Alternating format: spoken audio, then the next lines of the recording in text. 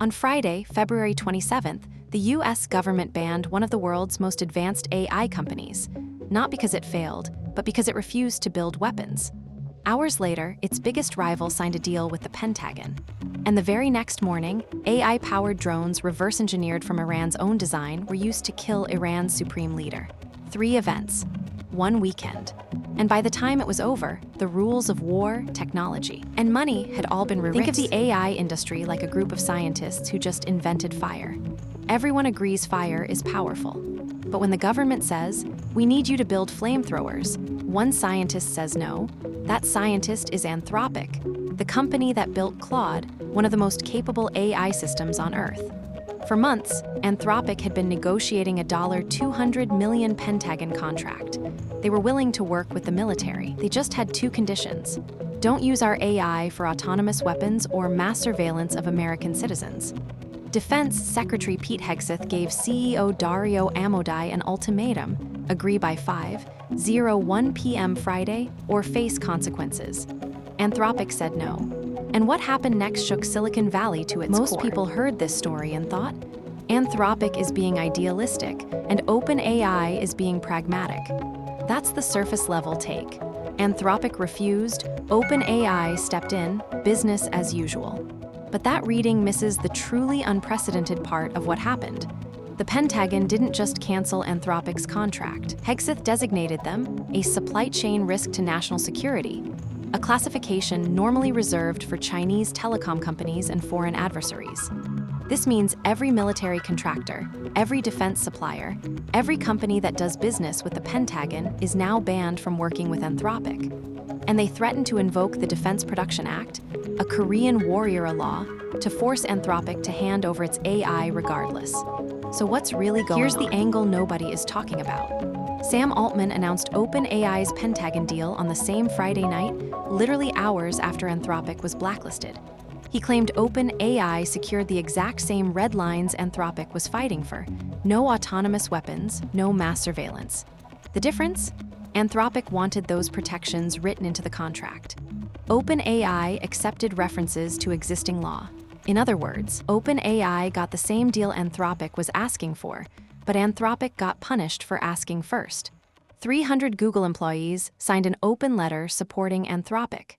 60 OpenAI employees did the same. Even Jeff Dean, Google's chief scientist, publicly opposed mass surveillance. Pentagon Undersecretary Emil Michael called Dario Amodei a liar with a god complex. Meanwhile, Elon Musk posted that Anthropic hates Western civilization, while his own company xAI had already agreed to let the Pentagon use Grok for anything it wanted. The message was clear. In the new AI arms race, conscience is a liability. But that's only half the story. Because while Washington was deciding who gets to build AI weapons, those weapons were already being used. Saturday morning, February 28th, the US launched Operation Epic Fury.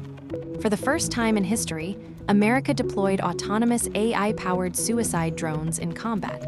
They're called LUCAs, low-cost unmanned combat attack systems. Here's the twist that makes this story almost poetic. LUCAs is reverse-engineered from Iran's own Shahd 136 drone, the same weapon Russia used to terrorize Ukraine. America took Iran's design, made it lighter, gave it twice the explosive yield, added AI navigation with Starlink connectivity, and sent it back. Each one costs $35,000 compared to $1 million for a Tomahawk B-2 stealth bombers dropped bunker busters on Iran's nuclear facilities at Fordo and Natanz. Israeli missiles hit a compound in Tehran where Supreme Leader Khamenei was meeting with senior officials. He was killed, along with his defense minister, IRG commanders, and members of his own family. Iran retaliated. Missiles hit Dubai's Burj Al Arab, the Strait of Hormuz was effectively shut down, and UAE closed its stock markets for 2 days. And that changes everything. Here's where the dominoes hit your wallet. The strikes happened on a Saturday. Stock markets were closed. Bond markets were closed. The only major financial market open 24/7 was crypto. Bitcoin became the world's sole pressure valve for panic. Within hours, $515 million in crypto positions were liquidated. 152,000 traders were wiped out. Bitcoin crashed to $63,000. But then Iran confirmed Khamenei's death, and traders bet on de-escalation. Bitcoin rebounded to $68,000. Here's what's wild. Because traditional markets were dark, traders used crypto platforms like Hyperliquid to trade oil and gold futures.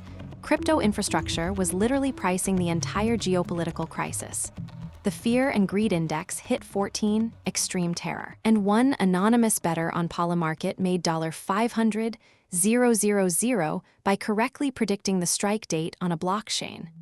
Drop a comment. Do you think Anthropic made the right call? Monday's market open is the real test. Oil could spike to $130 if the Strait of Hormuz stays closed. That's 20% of the world's oil supply. Goldman Sachs and JP Morgan are already sounding alarms. Polymarket gives a 61% chance of ceasefire by March 31, but only 4% by this week. The AI weapons debate isn't going away, it's about to get 100 times louder. And the question that will define the next decade isn't whether AI will be used in war. That question was answered on Saturday. The real question is, who gets to decide the limits? Sources: Bloomberg, NPR, CNBC, CNN, Washington Post, CoinDesk, Axios, CBS News, Military Times, The War Zone, Defense One, Al Jazeera, Fortune, TechCrunch, CryptoSlate, Reuters.